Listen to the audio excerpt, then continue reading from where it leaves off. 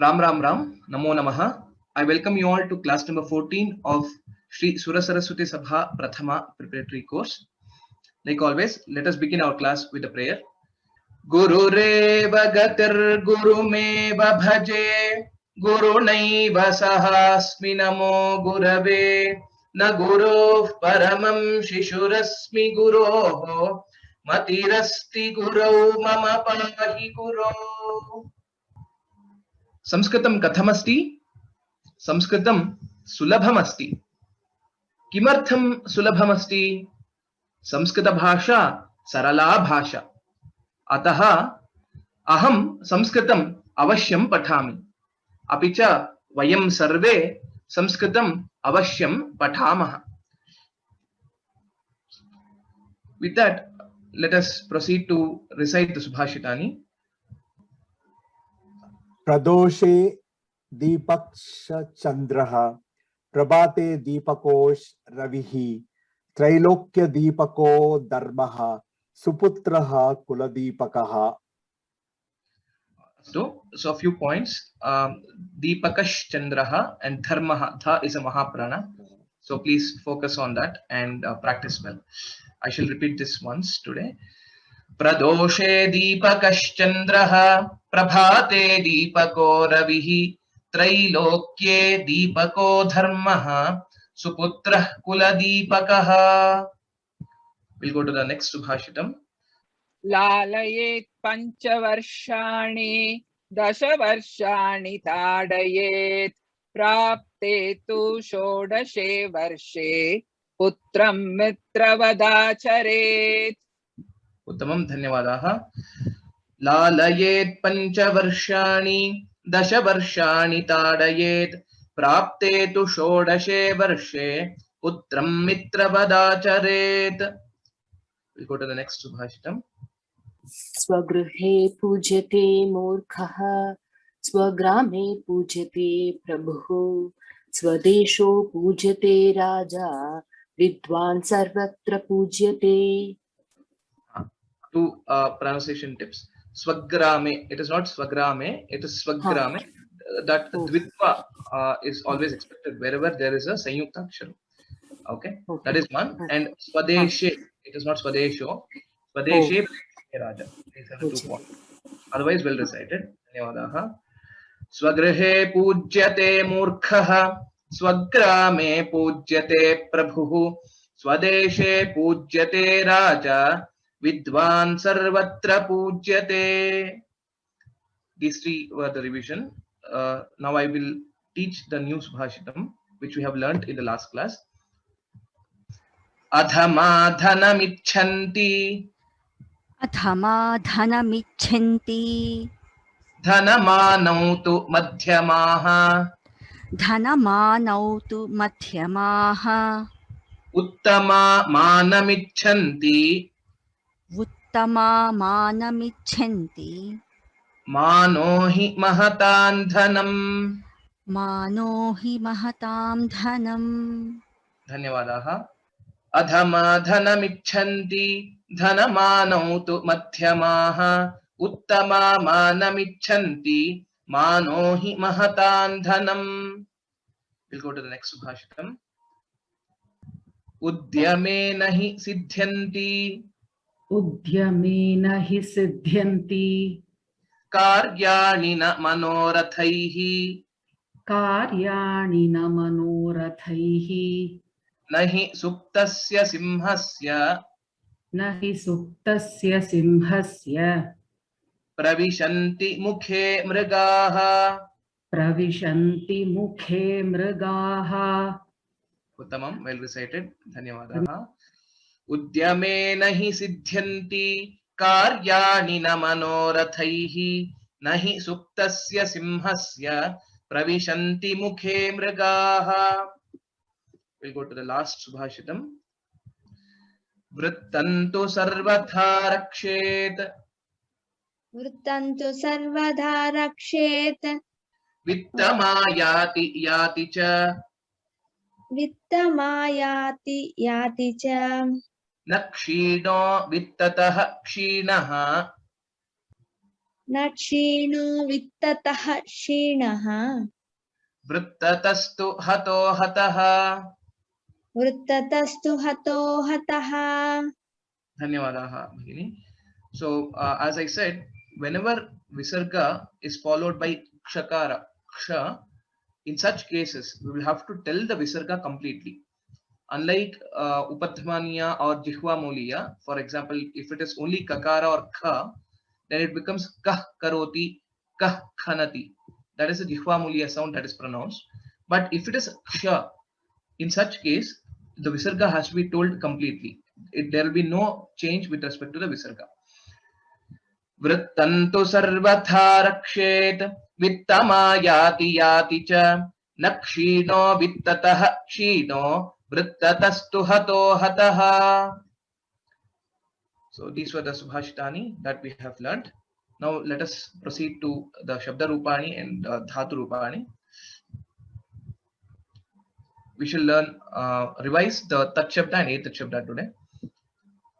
दकारान्तः पुल्लिङ्गः तत्शब्दः प्रथमा विभक्तिः सः तौ ते द्वितीया विभक्तिः तं तौ तान् तृतीया विभक्तिः तेन ताभ्यां तैः चतुर्थी विभक्तिः तस्मै ताभ्यां तेभ्यः पंचमी विभक्तिः तस्मात् ताभ्यां तेभ्यः षष्ठी विभक्तिः तस्य तयोः तेषां सप्तमी विभक्तिः तस्मिन् तयोः तेषु.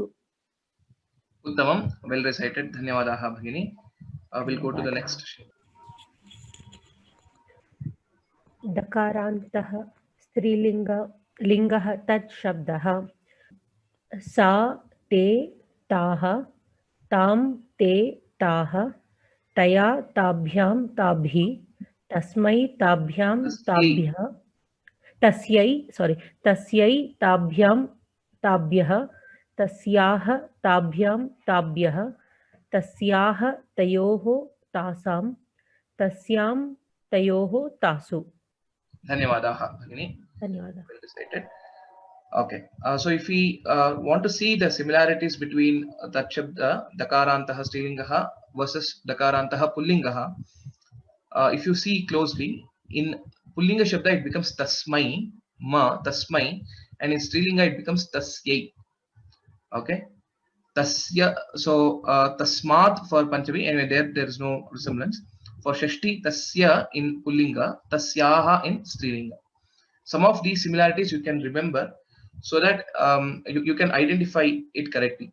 And this place, at least Chaturthi Vibhakti, Tasyai or Tasmai, the writing also may sometimes be very similar, the handwritten or some in other older lipis, etc. So we should be very careful to use the word correctly and according to what it is referring to. Okay, let us go to the next Shabda. दकारान्तः नपुंसकलिङ्गः तत् शब्दः प्रथमा विभक्तिः तत् ते तानि द्वितीया विभक्तिः तत् ते तानि तृतीया विभक्तिः तेन ताभ्यां तैः चतुर्थी विभक्तिः तस्मै ताभ्यां तेभ्यः पंचमी विभक्तिः तस्मात् ताभ्यां तेभ्यः षष्ठी विभक्तिः तस्य तयोः तेषां सप्तमी विभक्तिः तस्मिन् तयोः तेषु. Dhanyawadaः Bhagini, well recited. So I hope all the students are reciting it loudly when one of the student is reciting here. So please do recite it so that we'll get a good practice of it. Let us go to the Etat Shabda. दकारान्तः पुल्लिङ्गः एतत् शब्दः प्रथमा विभक्तिः एषः एतौ एते द्वितीया विभक्तिः एतं एनम् एतौ एनौ एतान् एनान् तृतीया विभक्तिः एतेन एनेन एताभ्याम् एतैः चतुर्थी विभक्तिः एतस्मै एताभ्याम् एतेभ्यः पंचमी विभक्तिः एतस्मात् एताभ्याम् एतेभ्यः षष्ठी विभक्तिः एतस्य एतयोः एनयोः एतेषां सप्तमी विभक्तिः एतस्मिन् एतयोः येनयोः एतेषु उत्तमं, well recited. धन्यवादाः. Next one. धन्यवादाः. दकारान्तः स्त्रीलिङ्गः एतद् शब्दः एषा एते एताः एताम् एनाम् एते एने एताः एनाः एतया एनया एताभ्याम् एताभिः एतस्यै एताभ्याम् एताभ्यः एतस्याः एताभ्याम् एताभ्यः एतस्याः एतयोः एनयोः एतासाम् एतस्याम् एतयोः एनयोः एतासु. धन्यवादाः. Well recited. Can you please recite the next shabda? दकारान्त नपुंसकलिङ्गः एतद् शब्दः एतद् एते एतानि एतत् एनत् एते एने एतानि एनानि एतेन एनेन एताभ्याम् एतैः एतस्मै एताभ्याम् एतेभ्यः एतस्मात् एताभ्याम् एतेभ्यः एतस्य एतयोः एनयोः एतेषाम् एतस्मिन् एतयोः एनयोः एतेषु. Dhanyavadaha. So in the previous class, in the slide, in this particular slide, there was only one form which was given for Saptami Vibhakti. But similar to Pullinga Shabda, there are two forms for Saptami Vibhakti as well, similar to Shashti Vibhakti. Etayoho, Enayoho. Please make note of that and practice both these forms. Both these forms are important. In some places we can use etat, in some places we can use enat, both mean the same. So please note that only for this shabda, etat shabda, there are two forms which are occurring. And it is very similar to tat shabda. If you remember and practice tat shabda well, then the etat shabda will also be easy to remember and tell, because only thing is the addition of extra ekara.